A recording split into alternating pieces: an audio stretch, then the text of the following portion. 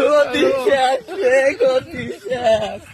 দুর্মুখী চাই, ফোন ধরলে খাওয়ার।